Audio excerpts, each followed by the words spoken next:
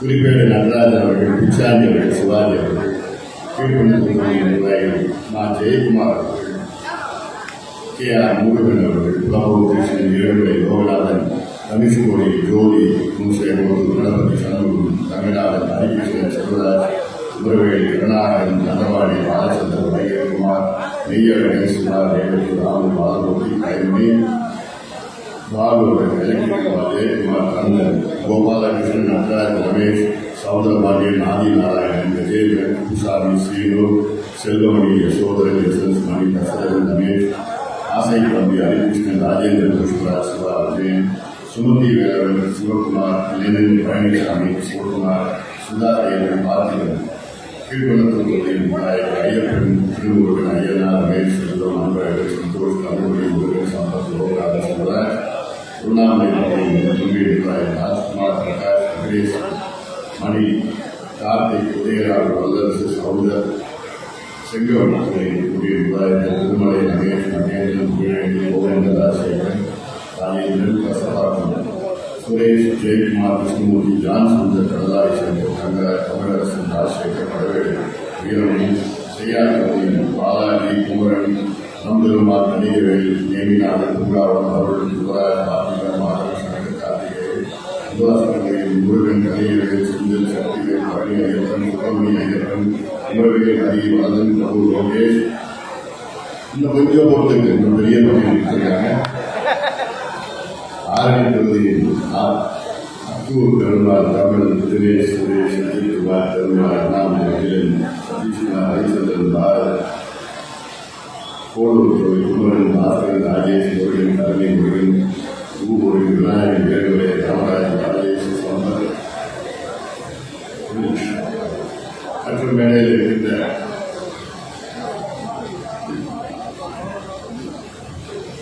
அனைத்து நிலை நம் இயக்கத்தை சார்ந்த நிர்வாகிகளுக்கும் இங்கே இருக்கின்ற மாநில, மாவட்ட, ஒன்றிய, பேரூர், நகர, மாநகர கிளை நிர்வாகிகளுக்கும், பாட்டாளி கட்சியின் பொதுக்குழு உறுப்பினர்களுக்கும், ஊடக நண்பர்கள், என் உயிரினும் மேலான அன்பு பாட்டாளி சொல்கிறேன். அனைவருக்கும் கனிவான வணக்கங்கள்.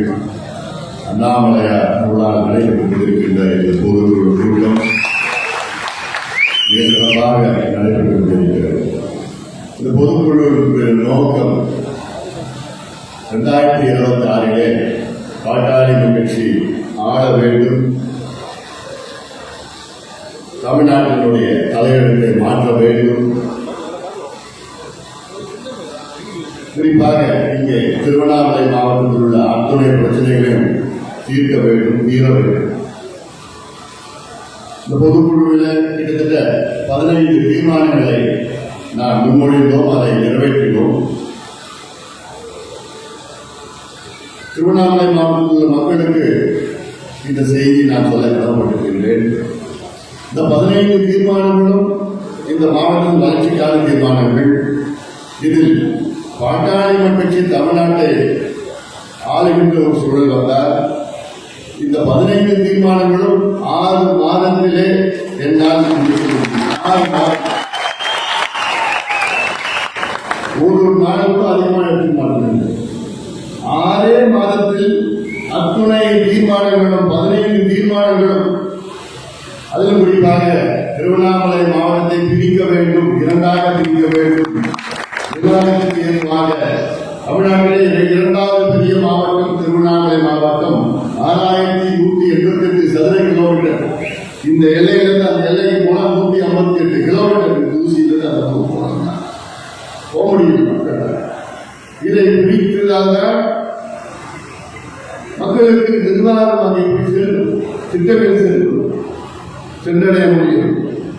அதே போன்று இந்த மேல்மாவில சிப்காட் அந்த பகுதியிலே தேவையில்லை, வேண்டாம். தமிழ்நாட்டில் திருவண்ணாமலை மாவட்டத்தில் எவ்வளவு தரிசு நிலம் இருக்கிறது, ஆயிரக்கணக்கான ஏக்கர் தரிசு நிலம் இருக்கிறது, அங்கேயே தொடங்குங்கள். திருவண்ணாமலை மாவட்டத்தில் சிப்காட் அவசியமானது, தேவையானது, அவசியமானது. காரணம், இந்த மாவட்டத்தில் எந்த வளர்ச்சியும் கிடையாது, தொழிற்சாலை கிடையாது, வானம் பார்த்த பூமி, விவசாயத்தை நம்பியிருக்கிற மக்கள். சிப்காட் வேண்டும், ஆனால் விவசாய நிலத்தை பிடிக்கெடுத்து முப்போகம் விளைகின்ற அந்த மண்ணை பிடிக்கெடுத்து அந்த இடத்துல தான் நான் சிற்காடு தொடங்குவேன் பிடிவாதமா இருக்கக்கூடாது. அது தவறு. பாட்டாளி கட்சி ஆட்சிக்கு வந்தால மேல்நாள சிற்காடு அடுத்தது வேற என்ன? தென்பெண்ணை ஆற்றியும் பாலாத்தையும் இணைக்கணும். தென்பெண்ணை பாலாத்தில் எப்படி இணைக்கிறீங்க? செய்யாட்டு மூலமா இணைக்கணும். துணிஞ்சலாக தென்பெண்ணையே இணைக்கணும். தென்பெண்ணை ஆற்றில் இப்போ சமீபத்தில் வெள்ளம் போச்சு பார்த்தீங்க. இவ்வளவு பேர் இறந்தாரு. சாத்தூரனைய திறக்க முடியல. அடுத்து யார் அனுமதி வேணுமா? முதலமைச்சர் அனுமதி வேணும். முதலமைச்சர் சாத்தூரனை என்னையா சம்பந்தம்? முதலமைச்சருக்கு எவ்வளவு வேலை இருக்க போகுது. அவர் பார்த்து சாத்தூரனை எப்ப நிரம்பும் முதலமைச்சர் பார்த்துட்டு இருப்பாரா? இந்த வேலையெல்லாம் யாருடைய வேலை? வாட்டர் போர்டுடைய பிடபிள்யூடியில வாட்டர் போர்டுடைய அவங்க ஆபீசருடைய வேலை, அதிகாரிகளுடைய வேலை, இன்ஜினியருடைய வேலை. அவங்க இன்ஜினியரை விட்டுட்டு அவங்க எப்ப திறக்கணும் எப்ப மூடணும் அவங்களுக்கு தெரியும். அதை விட்டுட்டு முதலமைச்சரோட அனுமதி, துறை அமைச்சருடைய அனுமதி பெற்றால்தான் திறக்கணும். இதெல்லாம் வெள்ளக்காரங்க அவங்க செஞ்சு. அதனாலதான் நாட்டில எவ்வளவு உயிர் சேரும், பயிர் சேரும், வீடுகள், உடமைகள் எல்லாம் கோடிக்கணக்கான பாதிப்பு. தென்பெண்ணையில விழும் போது அதை பாலாத்துல இணைக்கணும். பாலாத்தும் தென்பெண்ணையும் 35 கிலோமீட்டர் தான் இருக்கு. அது இணைக்க முடியல. இங்க இருக்கிறாரே ஒரு மன்னர் ஒருத்தர், ஏவாவையில் ஒரு மன்னர், குழுவில் மன்னர், அவரால் பண்ண முடியாது. பிடபிள்யூ அவதான் வச்சிருக்காங்க, ஹைவேஸும் அவதான் வச்சிருக்காங்க, இங்க இருக்கிற வடமாநில பொறுப்பெல்லாம் அவதான் வச்சிருக்காங்க. ஏன் திமுக யாரும் திறமை இல்லையா? திருக்குறள் திறமை இருக்கா? என்ன திறமை இருக்குது இருக்கு? இதுதான் கொடுக்குறாரு. திருமணிலே திறமை இருந்திருந்தாங்கன்னா இந்த மாவட்டம் எவ்வளவு பண்ணிருக்கா அவர் அமைச்சர். முதல்ல மாவட்டம் திருச்சி இவ்வளவு தொழிற்சாலை மன்றத்திலேயே ஒரு விமான நிலையம் வேணும். திருவண்ணாமலை மாவட்டத்தில் இவ்வளவு மக்கள் வராங்க, வராங்க. அவங்களுக்கு அடிப்படை வசதிகள் இந்த மாவட்டத்தில் இருக்கா, இந்த பகுதியில் இருக்கா, நகரத்தில் இருக்கா? இவர் தொகுதி தானே திருவண்ணாமலை தொகுதி. தமிழ்நாட்டிலே அதிக கஞ்சா விற்கிற நகரம் எந்த நகரம்? திருவண்ணாமலை நகரம். அதிக போதைப் பொருட்கள் இருக்கின்ற நகரம் திருவண்ணாமலை நகரம். இதுக்கு ஒரு அமைச்சர், கலைஞர், எஸ்பி, காவல்துறை வெக்கக்கேடு.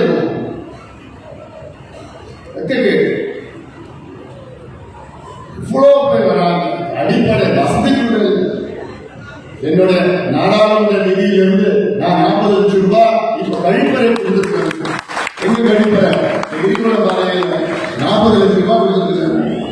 ஏன்னா பொதுமக்கள் எங்கிருந்து வராங்க, கழிப்பறை வசதிகள் கொடுத்திருக்கேன். அப்போ என்ன இந்த மாவட்டத்தில்? ஆனா இந்த மாவட்டத்தில் நீ உணவு தெரிஞ்சுக்கணும். இந்த மாவட்டம் 8 தொகுதிகள் இருக்கு, சட்டமன்ற தொகுதிகள். இந்த 8 தொகுதிகள் தனிப்பெரும் சமுதாயம். என்ன சமுதாயம் தெரியல? சமுதாயம் 8 தொகுதிகளையும் இது போல எந்த மாவட்டம் தமிழ்நாட்டில் தர்மபுரியில் அப்படி கிடையாது. 8 தொகுதியிலும் திருவண்ணாமலை தொகுதி உட்பட, இந்த தொகுதி உட்பட தனிப்பெரும் சமுதாயம் மிக மிக பின்தங்கிய சமுதாயம். ஆனா 8 தொகுதியில் எத்தனை இந்த சமுதாய சட்டமன்ற உறுப்பினர்கள் இருக்காங்க?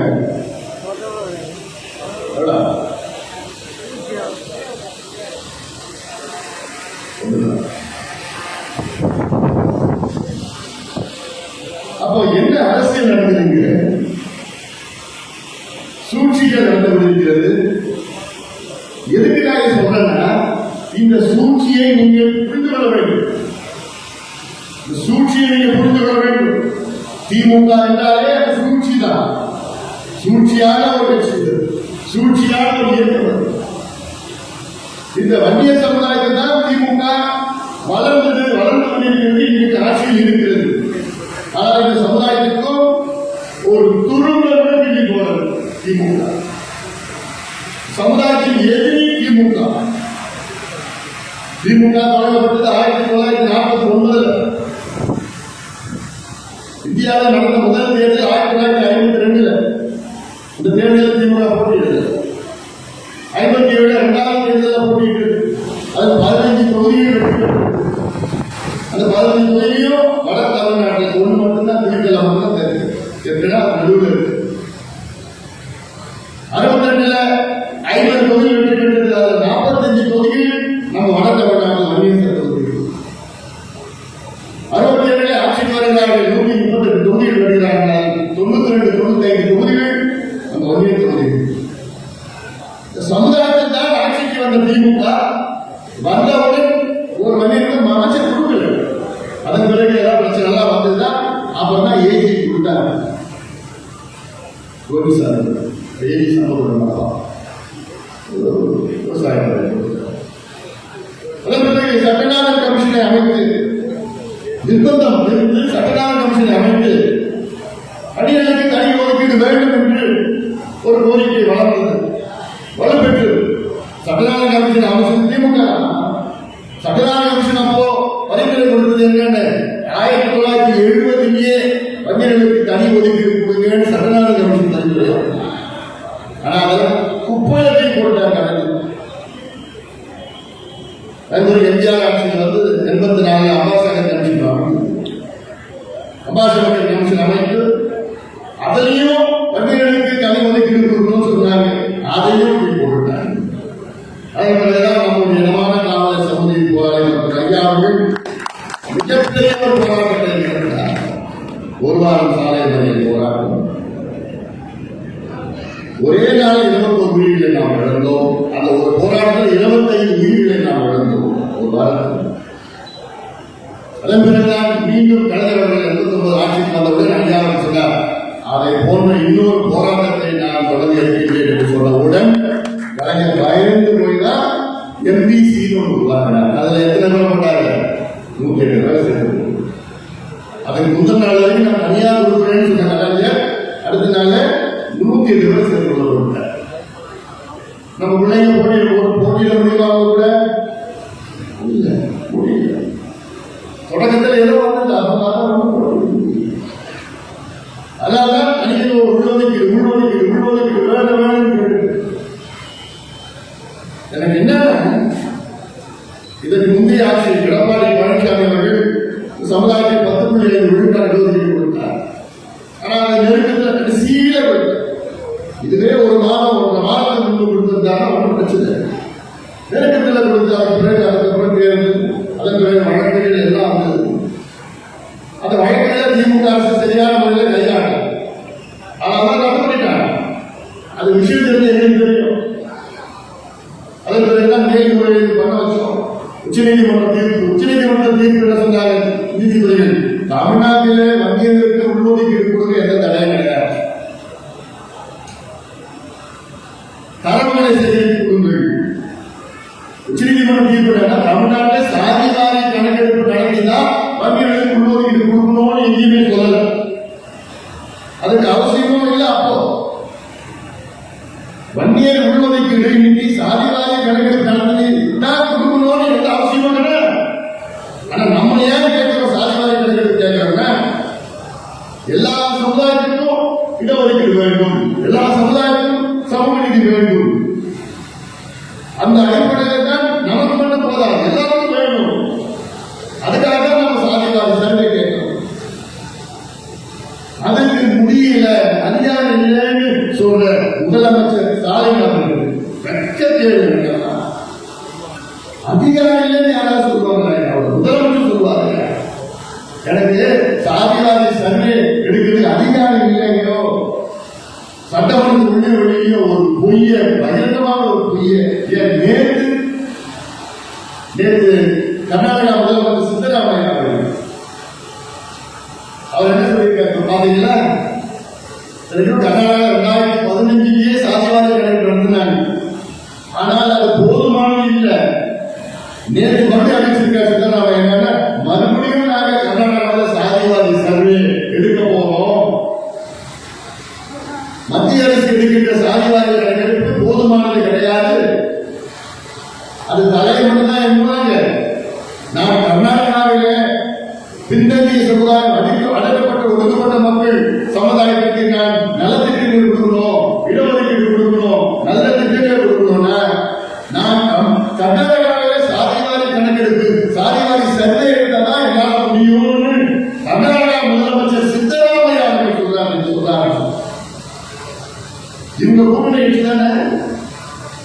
க. ஸ்டாலின் அவர்களே, முதலமைச்சர் அவர்களே, கர்நாடகா முதலமைச்சர் திரு சித்தராமையா நீங்க பாடத்தை கத்துக்கீங்க. சமூக நீதினா என்னன்னு பாடத்தை கத்துக்கிறாங்க. சமூக நீதினா பேசுவதற்கு கூட துப்பில்லாத திமுக, பேச கூட கூடாத திமுக. அதை பத்தி சமூக நீதி பேச முடியாது. அதிகாரத்தை வச்சுக்கிட்டு நாடகம் ஆடிட்டு எங்களுக்கு அதிகாரம் இல்லை, அதிகாரம் இல்லை. யாருக்கு அதிகாரம் இருக்குது? யாருக்கு நம்ம கேட்போம்? முதலமைச்சர் கேட்போம். தெலுங்கானா முதலமைச்சருக்கு அதிகாரம் இருக்கு, ஆந்திரா முதலமைச்சருக்கு அதிகாரம் இருக்கு, கர்நாடகா முதலமைச்சருக்கு அதிகாரம் இருக்கு, ஒரிசா முதலமைச்சருக்கு அதிகாரம் இருக்கு, பீகார் முதலமைச்சருக்கு அதிகாரம் இருக்கு. ஆனா தமிழ்நாடு முதலமைச்சர் மட்டும் அதிகாரம் இல்லையா? தமிழ்நாடு எங்க இருக்கு? ஜப்பான். அவர் ஒரு கற்பனை இது ஒரே சட்டம் தானே, இந்தியாவுக்கு ஒரே சட்டம் தானே. இந்தியன் ஸ்டாட்டிஸ்டிக்ஸ் ஆக்ட் 2008 அந்த சட்டத்தின் கீழ் தானே எல்லா மாநிலங்களும் எடுக்கிறாங்க. உங்களால ஏன் எடுக்க முடியாது? ஏன் எடுக்க முடியாது? ஏன் இங்க இருக்கிற அந்த மன்னர் திருநெல்ல மன்னர் வந்துருக்காரு வியாபாரிகள், அவர் போய் சொல்றது அவர் சொல்ல மாட்டாரு. ஏன்னா ஏன் தெரியுமா? ஸ்டாலின் அவர்களுக்கு கணக்கு நடத்தல. முக்கியமான காரணம் இந்த மன்னர் தான், ஊர் மன்னர் தான். முதலமைச்சர் ஸ்டாலின் கூட கொஞ்சம் மனசு ஏதோ எடுக்கணும் கொஞ்சம் இருந்தது. அது எல்லாத்தையும் எடுத்தது யாரு? இன்னொரு மன்னன். தேவாவேலு அவர்களே, அமைச்சர் தேவாவேலு அவர்களே, தயவு செய்து இந்த மாவட்டத்தில் பிரிங்க, ரெண்டாம் பிரிங்க. உங்களுடைய தேர்தல் வாக்குறுதி கொடுத்தீங்க. நாங்கள் வந்தவுடன் தமிழ்நாட்டில் பெரிய மாவட்டங்களை எல்லாம் பிரித்து நாங்கள் நிர்வாகத்துக்காக பிரிப்போம் என்று சொன்ன வாக்குறுதி என்னாச்சு? சரி, இந்த மாவட்டம் பிரிச்சு இல்ல உங்க பையன் பேரோட செய்யுங்க, கம்பன் பேரோட செய்யுங்க, கம்பன் மாவட்டம் கூட செய்யுங்க. நல்ல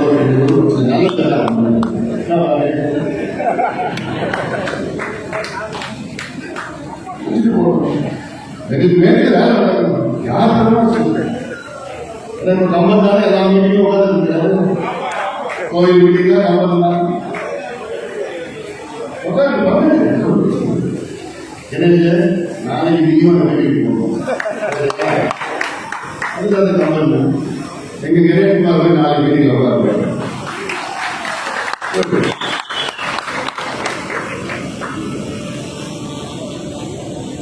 இங்க அண்ணாமலையார் கோவில ராஜகோபுரத்தை கட்டது யாரு? நம்முடைய முப்பாட்ட வல்லார பாடுறாரு.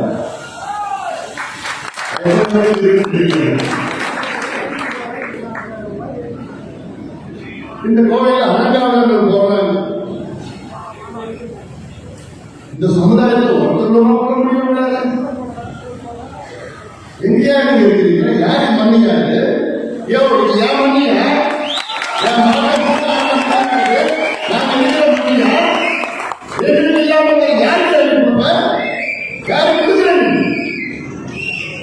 என் மாட்டை மட்டும்தான் இந்த கோயில ராஜகோபுரத்தை கட்டது.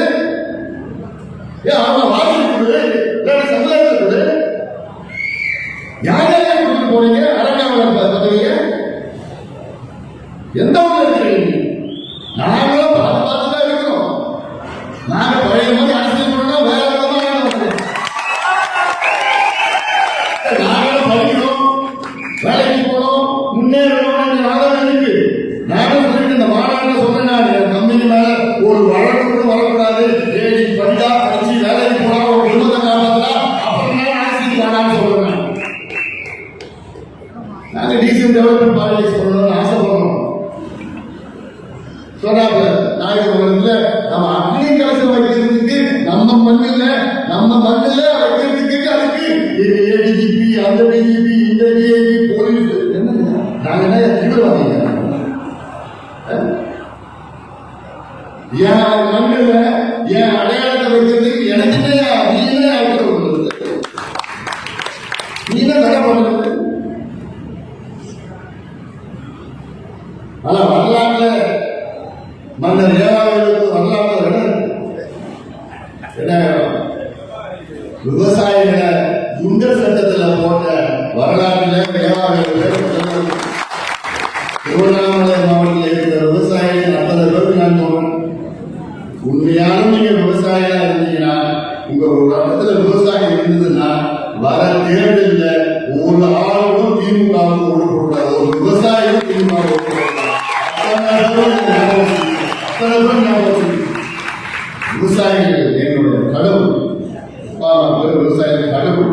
சோறு கடவுள் அவர்களை போய் இந்த சட்டத்துல போடுறீங்க. எதுக்கு இந்த சட்டம் எதுக்கு போராடுறாங்க? மண்ணை காப்பாற்றணும் போராட விவசாயிகளை நீ குண்ட சட்டத்துல போடுற. யார் யார் குண்ட சட்டத்துல இருக்க வேண்டியது? திமுக பாதி பேர் இருக்கணும். கஞ்சாவுக்கு சாராயத்தை கடந்து கொள்ளையோ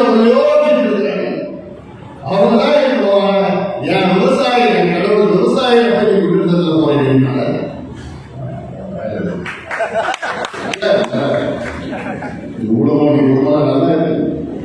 சாராயம் ஒதுங்கி போயிருக்கு. ஆட்சியெல்லாம் வேண்டாம். 8 மாசம் எண்ணிக்கை பாருங்க. 2 நாட்கள் 8 மாதத்துல இந்த ஆட்சிய அது முடிவாயிடுச்சு. வந்து இந்த ஒவ்வொரு மாவட்டத்திலும் எவ்வளவு பிரச்சனைகள் இருக்கு. பிரச்சனைகளுக்கு தீர்வு வச்சுக்கூடாது. இந்த சமுதாயம் எப்படி வச்சுக்கணும்? திமுக சமுதாயம் எப்படி வச்சிருக்காங்க? அடிமைகளாக, குடிகாரர்களாக, படிப்பறிவு இல்லாத, வேலை வாய்ப்பு இல்லாமல் இந்த சமுதாயத்தை வச்சுக்கிட்டாங்க. அவங்க என்ன பண்ணுவாங்க? தேர்தல் நேரத்தில் ஓட்டு போடுவாங்க. ஓட்டு வங்கி சமுதாயமும் பட்டியலின சமுதாயமும் திமுகவுக்கு ஓட்டு வங்கி வாக்கு வங்கி. அவ்வளவுதான். இந்த 2 சமுதாயத்துக்கும் எதுவும் செய்ய மாட்டேன். செஞ்சது கிடையாது. செய்யறது மனசு கிடையாது. வருகிற திமுக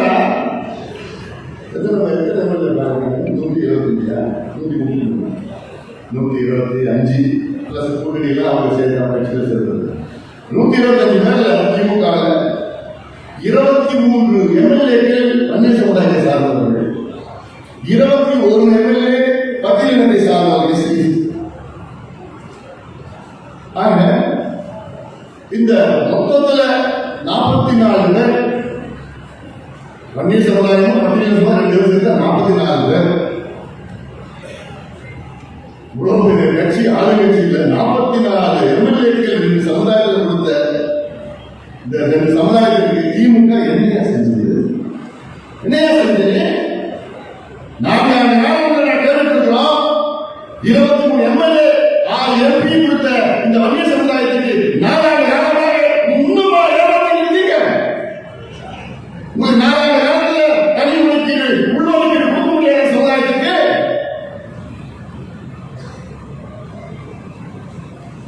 3 அமைச்சர்கள் கொடுத்தாங்க. அதன் பிறகு நான் திருப்பி சொன்னேன். இந்த கணக்கெல்லாம் சொன்ன உடனே அப்பதான் அவங்களுக்கே வந்து என்ன வந்தது? சொன்னலாம் அதெல்லாம் சொல்ல மாட்டேன். பயம் வந்தது. வந்தவுடன் உடனே கூடுதலாக பட்டியல் பணம் ராஜேந்திரனும் அங்கு கோவில் செய்தி பட்டியல் சொல்ல கோவில் செய்தி சும்மா கணக்கு. ஆனா வன்னியர்களை விட மோசமா திமுக பட்டியலின மக்கள் தான் இருக்கிறாங்க. பட்டியலின சமுதாயம் வன்னியர் சமுதாயத்தை விட மோசமாக அங்க நிலையை திமுக இருக்கிறது. இதெல்லாம் இன்னொரு பொதுக்குழுல செய்ய பேசுறேன். உடற்போறது பொதுக்குழு மட்டும் இல்ல, நம்ம கோரிக்கைகள் நம்ம உரிமைகள் எடுத்துக்கலாம். ஏன் இதெல்லாம் சொல்றேன்னா, இந்த சமுதாயங்களை அப்படியே வச்சிருக்கு, அடிமைகளா வச்சிருக்கு. அப்ப அதுல திமுக பிஹெச்டி பண்ணிருக்கிறார். என்ன பிஹெச்டி? 2 சமுதாயம் மோதல் சமுதாயத்தை சேவை மோதணும், சண்டை போடணும், அடிச்சுக்கணும். அதுல பிஹெச்டி டபுள் பிஹெச்டி பண்ணிருக்கலாம் திமுக. அப்பதான் தேர்தல் நேரத்தில் ஒரு மொத்தமா இவங்க அவங்களுக்கு போடலாம், இவங்க இவங்களுக்கு போடலாம், அவங்க பிரிச்சு போட்டு கணக்கு இல்லைன்னா இந்த 8 தொகுதியில் அவங்க ஏதோ வண்டியில் இருந்தாங்க.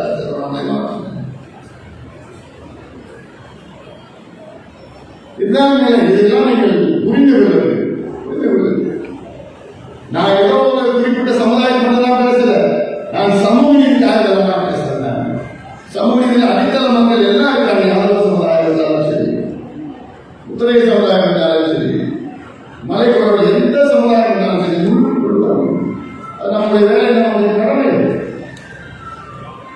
இதுக்காக தான் நமக்கு ஐயா வந்து 36 ஆண்டு காலத்துக்கு முன்பு பாட்டாளி கட்சியை தொடங்கினார். ஐயா சமூக நீதி, சமத்துவம், ஜனநாயகம் கோரிக்கை. அதை தேர்தல் இன்னும் நம்ம கட்சி வேகமாக வளர்ந்து கொண்டிருக்கிறது. கட்சியில ஏதோ குழப்பம் பண்ணணும், சூழ்ச்சி பண்ணணும். ஏன்னா இவங்க அப்போது தானே பண்ணிட்டு இருந்தாங்க. சமுதாயத்தை சூழ்ச்சி பண்ணி ஏன்னா இந்த சமுதாயத்தை படிச்சுட்டாங்கன்னா ஓட்டு போட மாட்டாங்க, வேலைக்கு போனா ஓட்டு போட மாட்டாங்க, விவரம் ஆயிடுவாங்க. அந்த காலத்துல அப்படியே அடிமை வச்சுட்டே ஒரு சமுதாயத்தை சூழ்ச்சி பண்ணி இன்னைக்கு நம்ம கட்சிக்குள்ள சூழ்ச்சி பண்ணி அதையெல்லாம் முறியடிப்போம். அதெல்லாம் முறியடித்து நாம் முன்னேறுவோம்.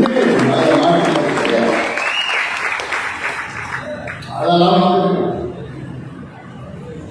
நம்முடைய மருத்துவர் ஐயா அவர்கள் நம்முடைய குலசாமி, நம்முடைய வழிகாட்டுதல், அவருடைய வழிகாட்டுதல் தேர்தல். ஏன்னா அவர் கொள்கையை வகுத்து கொடுத்திருக்கிறார்.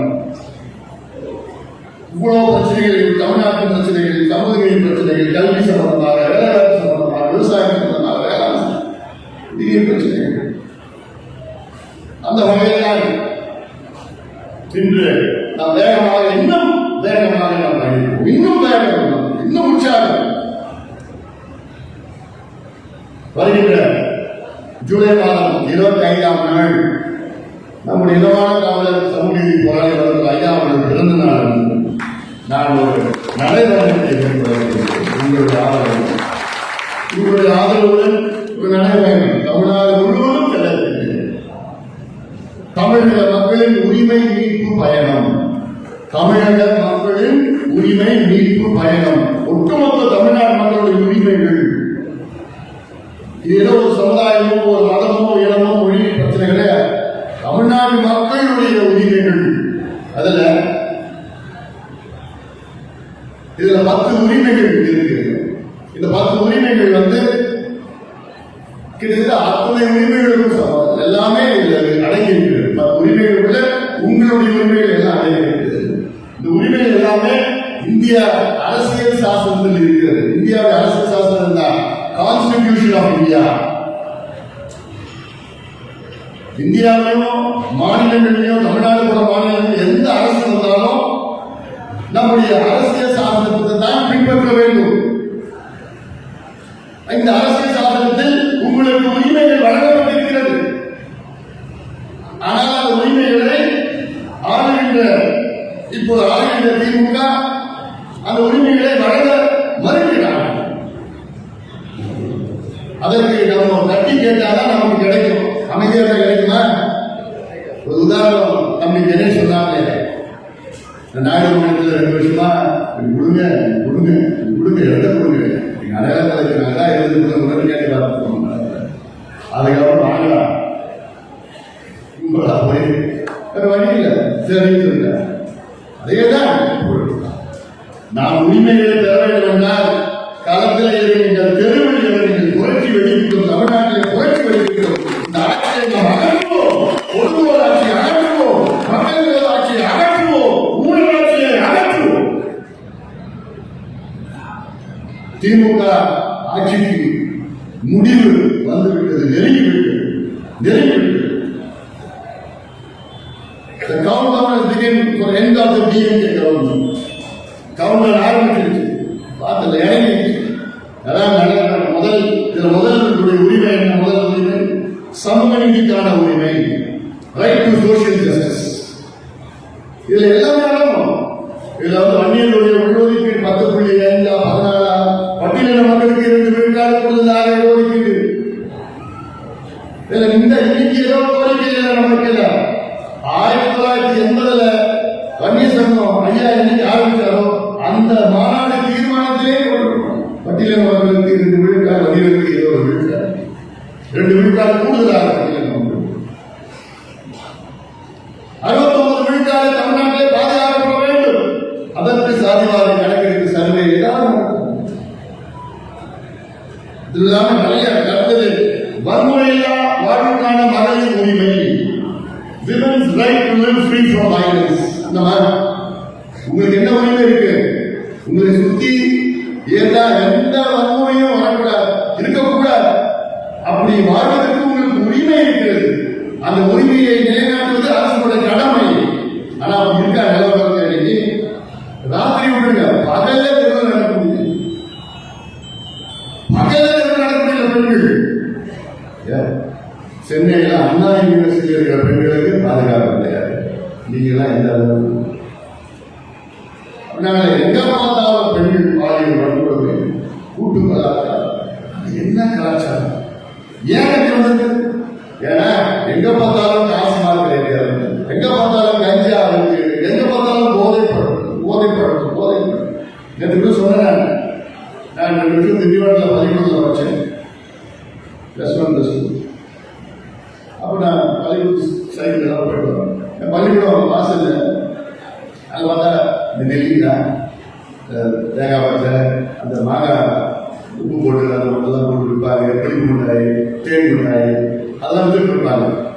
அதெல்லாம் வாங்கி சாப்பிடுவோம். எனக்கு பிடிக்கும் தேன் மிட்டாய் பிடிக்கும். ஆனால் இன்னைக்கு பள்ளிக்கூட வாசல் என்ன வைக்கிறான்?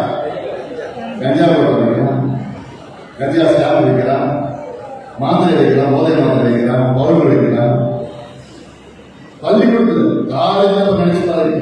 இதெல்லாம் கொடுங்கோல் திமுக ஆட்சி. இதை போட்டுதான் பெண்கள் வரப்போற பெண்கள் பார்க்கறது இல்லை. அவன் தாயோ தங்கையோ அந்த கண்ணத்தில் பார்க்கல, அவன் போதையில் இருக்கிறான். ஏதோ பார்க்க மிருகமா மாறிடுறான். இந்த சூழலுக்கு காரணம் யாருன்னா 100 விழுக்காடு முதலமைச்சர் மு.க. ஸ்டாலின் அவர்கள் தான் இன்னைக்கு பொறுப்பேற்க வேண்டும். அவர்தான் காரணம். அவருக்கு தான் காவல்துறை இருக்கு, சட்டமன்றம் அவர்கள் தான் இருக்கு, அவருடைய கடமை தானே இது. திருவண்ணாமலை மாவட்டத்தில் கஞ்சா வைக்கிறான், போதைப் பொருள் வைக்கிறான், உலகத்தே தெரியுது. இங்க இருக்கிற அமைச்சருக்கு, நீங்க இருக்கிற மன்னருக்கு தெரியாதா? எல்லாருக்கும் தெரியுது.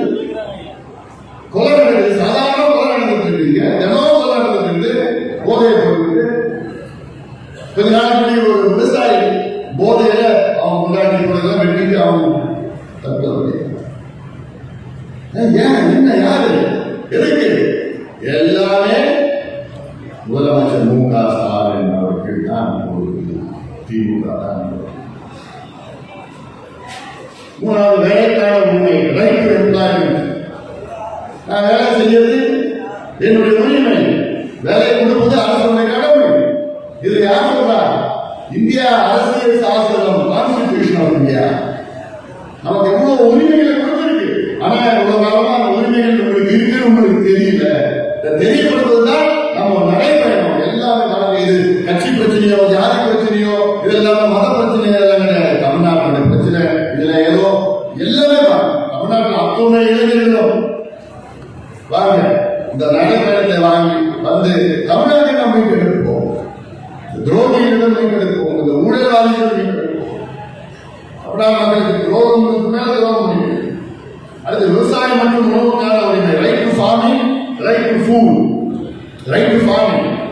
எல்லா விவசாயிகளுக்கும் விவசாயம் செய்வதற்கு உரிமை இருக்கு. என்னுடைய நிலம் இருக்கு, நிலத்தில் நான் விவசாயம் செய்வது உரிமை இருக்கு. அந்த உரிமையை நிலைநாட்ட, அந்த உரிமைனா என்ன?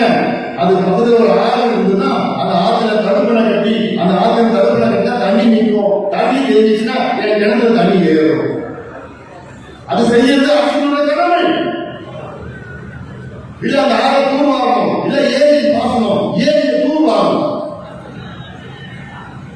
இல்ல தென்பண்ணை ஆத்துல அவ்வளவு தண்ணி போகுது, அந்த தென்பண்ணை ஆத்துல செய்யாம நினைச்சு செய்யாம தண்ணி பாலாத்துல நினைக்க, தென்பண்ணையில் துணிச்சல் ஆத்துல நினைங்க. இந்த நந்தன் கால்வாய், நந்தன் கால்வாய், நந்தன் கால்வாய், நந்தன் கால்வாய், நந்தன் கால்வாய், நந்தன் கால்வாய். இது கேட்டு கேட்டு கேட்டு அழுத்து போச்சு. எம்ஜிஆர் காலத்தில் ஆரம்பிச்சு கலைஞர் காலத்தில் எடப்பாடி பழனிசாமி காலத்துக்கு ஸ்டாலின் எப்பயா அதான் சொல்றேன். எங்க கிட்ட விடுங்க, 6 மாசத்துல நந்தன்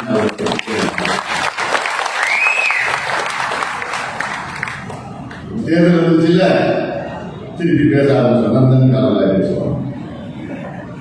தேர்தல் நேரத்தில் மாற்றம்தான். இதுக்கு என்ன உரிமை இருக்கியா? நீ செய்ய வேண்டியது உன்னுடைய கடமை. எனக்கு உரிமை இருக்கு. இவ்வளோ திட்டம் என்ன இந்த மாவட்டம் வானம் பார்த்து எங்க கிட்ட விடுங்கயா. அதாவது இந்த தீர்மானத்தை 6 மாசம் செய்ய முடியும். ஆனா திருவண்ணாமலை மாவட்டத்தை சுத்தி தென்பண்ணை ஒரு பக்கம் இருக்குது, அந்த பக்கம் பாலாறு இருக்கு. செய்யாததெல்லாம் இணைச்சு இணைச்சு எவ்வளோ